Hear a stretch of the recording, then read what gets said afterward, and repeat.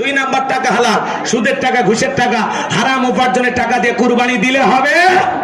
আল্লাহ পবিত্র, তিনি পবিত্র বস্তুকে ভালোবাসেন, আল্লাহ কবুল করেন, জোরে বলেন আমিন। আর তিন নাম্বার ফাসল্লি লিরাব্বিকা ওয়ানহার, আগে নামাজ পড়ো তারপরে কুরবানি করো। কোন বেনামাজির সাথে ভাগে কুরবানি দেবেন না, দেবেন না, দেবেন না। টাকাটা পৌঁছে দেন তো। নামাজ পড়ে না কুরবানি দিচ্ছি, ওটা পিকনিক খাওয়া হচ্ছে। আল্লাহ কি বলে? ফাসল্লি লিরাব্বিকা ওয়ানহার, আগে নামাজ পড়ো তারপরে কুরবানি করো। নামাজ হবে যে রবের জন্য, কুরবানি হবে সে রবের জন্য। আমরা পারবো তো ইনশাআল্লাহ? আমাদের জীবনের সব কুরবানি কার জন্য? আপনি যদি 20,000 টাকার একটা ছাগলও দেন, নিয়ত সহিত, টাকা হালাল, নামাজি, বাস আপনার ছাগলের রক্ত জমিনে পড়ার আগে আরশের মালিক আল্লাহর কাছে কবুল হয়ে যাবে।